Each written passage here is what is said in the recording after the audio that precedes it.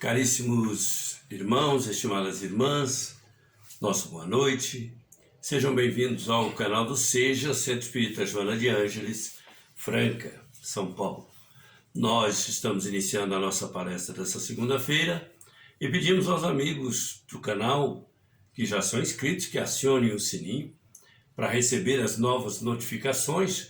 Os que não são inscritos, que nos auxiliem fazendo a sua inscrição para que o nosso trabalho possa se dinamizar, e ao final, se acharem que o trabalho valeu a pena, deem o seu like, que também será de grande importância para todos nós. Nosso tema dessa noite é caindo, porém, em si. Vamos ao tema. Algumas semanas passadas nós falamos sobre desvios de rota numa das nossas palestras. E desvios de rotas são desvios de rumo, desvios de roteiros, né? Que pode acontecer na vida de qualquer um. Citamos ali alguns exemplos de desvios de rota que sempre deram prejuízos imensos para as pessoas que os cometeram. E nos lembrávamos recentemente de uma viagem que fizemos para uma palestra aqui em Guaíra, próximo aqui de Franca, e fizemos o caminho normal, a estrada normal. Chegamos a Guaíra, fizemos o trabalho e retornamos. Mas para retornarmos, recebemos a sugestão de alguns amigos que podíamos encurtar o caminho em algo em torno de 35 quilômetros.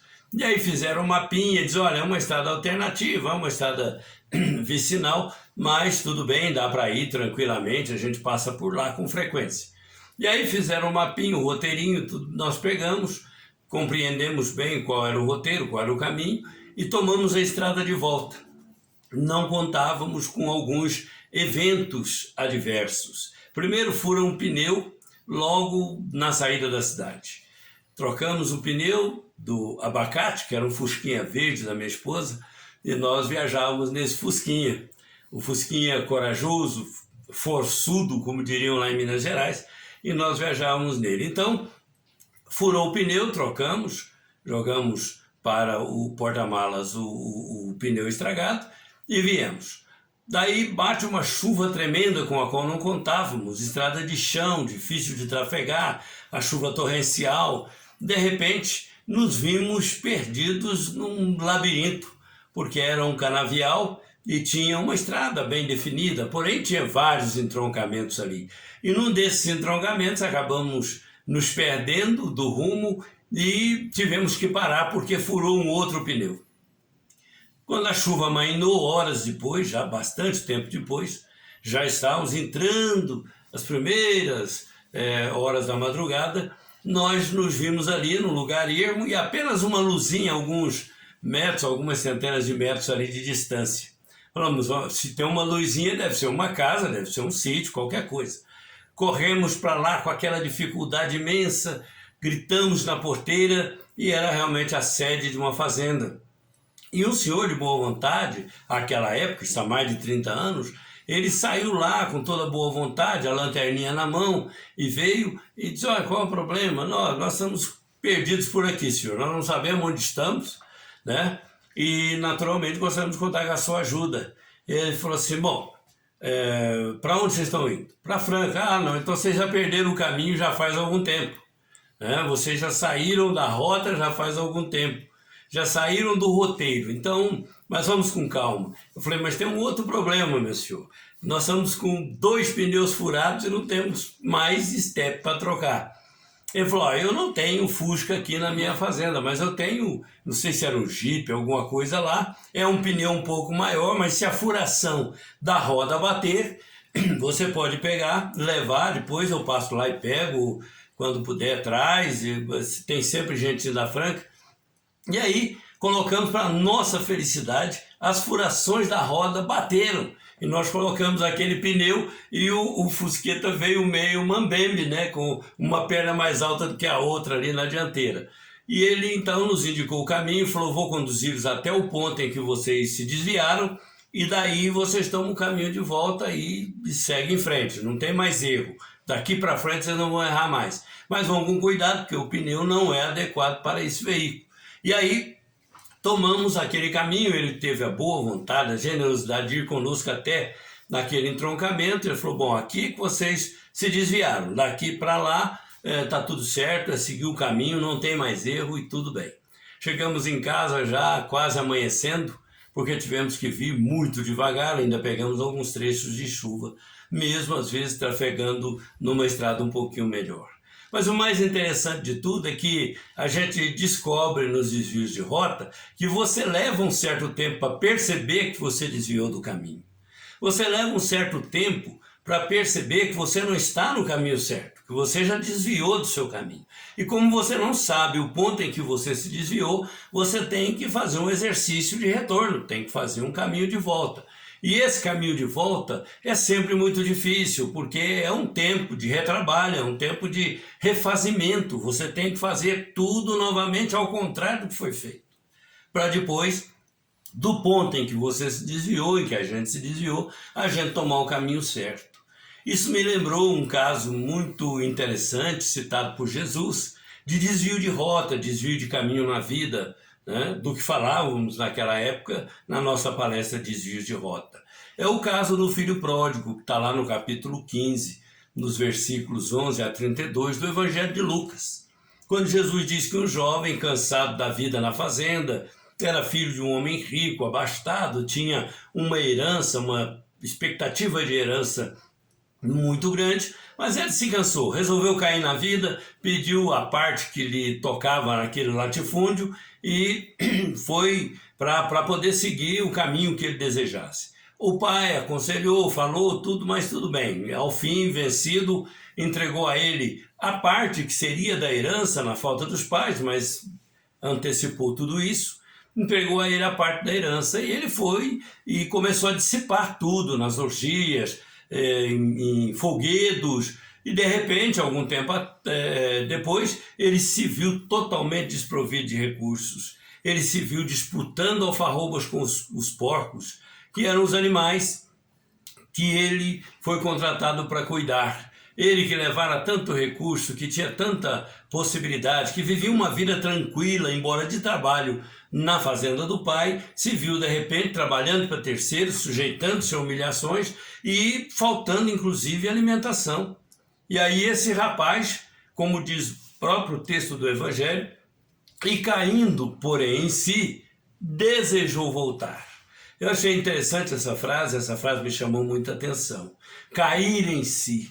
Quando a pessoa cai em si, de que não está no caminho certo, que não está fazendo a coisa certa, quando ela percebe que os rumos não são aqueles, que aquelas não são as práticas, que aquela não é a vivência, ele naturalmente leva um certo tempo para chegar a esse ponto. Mas quando chega, é um choque de realidades. A pessoa tem que fazer, obviamente, comparações, comparar com aquilo que seria se ela tivesse seguido o caminho certo, com o que não seria se ela não tivesse tomando o caminho errado. Então, essas conjecturas que as pessoas fazem são essas mesmas conjecturas que nós fazemos quando desviamos do caminho certo, quando começamos a fazer coisas que não são convenientes, quando a pessoa começa a cometer na sua própria vida escolhas infelizes, escolhas erradas. Então, essas escolhas depois se mostram naturalmente pelos resultados, pelas consequências, escolhas infelizes. E aí então a pessoa tem que fazer um caminho de volta. Mas até ela cair em si, leva um certo tempo. A gente vê que às vezes, por uma irreflexão de 1 minuto, nós carpimos aí expiações terríveis de anos e anos a fio. Há criaturas que remetem para outras encarnações débitos contraídos numa existência como a nossa, como essa existência presente. Então estamos diante desse desafio de não permitirmos-nos desviar dos caminhos ensinados por Jesus, dos caminhos corretos da dignidade, do amor, da fraternidade, do respeito, do caminho de solidariedade, do caminho da caridade, do caminho, sobretudo, do sentido de humanidade da vida. Porque, às vezes, por descuido, por opção ou por falta mesmo de uma percepção mais exata do que está fazendo, pessoas fazem escolhas infelizes. Depois, por um certo tempo, até conseguem conviver com isso. Mas daí para frente, ela chega a um certo ponto em que ela mesma descobre que não é por ali, que não é assim, que não devia ser desse jeito, e aí então ela cai em si. Cair em si, segundo Jesus. Aconteceu com Simão Pedro, quando Jesus perguntou-lhe: Simão, tu me amas? Claro, Senhor, que eu te amo, amo de todo o meu coração, de toda a minha alma. Simão, tu me amas? A segunda pergunta, o mesmo texto, com uma ênfase diferente, já botou uma dúvida na cabeça de Simão.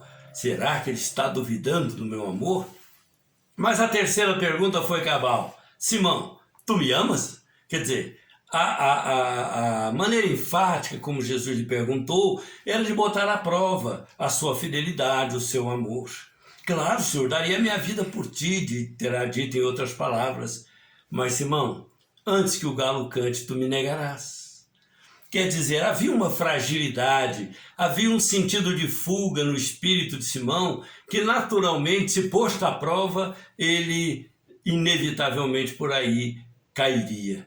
Então Jesus o alertou: Simão, presta atenção, mas ele acalentou aquele pensamento de maneira oculta. Não revelou a Jesus que tinha suas dúvidas, não revelou a Jesus que tinha suas fraquezas, mas Jesus sabia. Até o dia que no pátio uma mulher o delata e diz: Senhor, fala para o soldado, esse aí é um deles. E Simão diz: não sei do que estás a falar, né? Em outras palavras. Ele disse assim: não, estou falando que você é um dos que seguiu o Nazareno. Ele disse: mas por que dizeis isso de mim? Ela falou: porque o teu dizer te condena, a tua maneira de falar te condena. E aí Simão caiu em si quando o galo cantou. Então, vejamos, Simão caiu em si em tempo de se recuperar. Judas já não teve a mesma oportunidade. Quando ele traiu Jesus, chegou até Jesus, vivia no oculto da sua alma aquela intenção leviana, malévola de entregar o mestre. Talvez para pôr à prova o poder do amigo, o poder do seu líder, mas na verdade era uma atitude de covardia, porque submetia o amigo a uma exposição desnecessária. Porém, quando Jesus diz a ele: o que viestes fazer, faze-o depressa, fez com que Judas se abalasse e naquele momento caísse em si.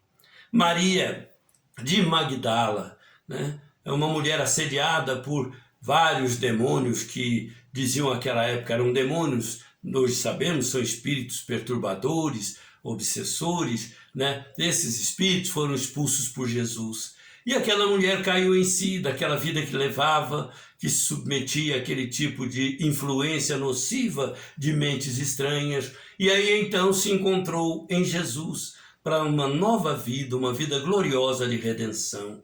Então cair em si não é tão mal assim. É desagradável você constatar que fez uma coisa que não devia, que tomou um caminho que não era o que deveria percorrer, que você está fora do seu curso de vida, que nós, às vezes, tomamos atitudes dessa ou daquela natureza, das quais nos arrependemos.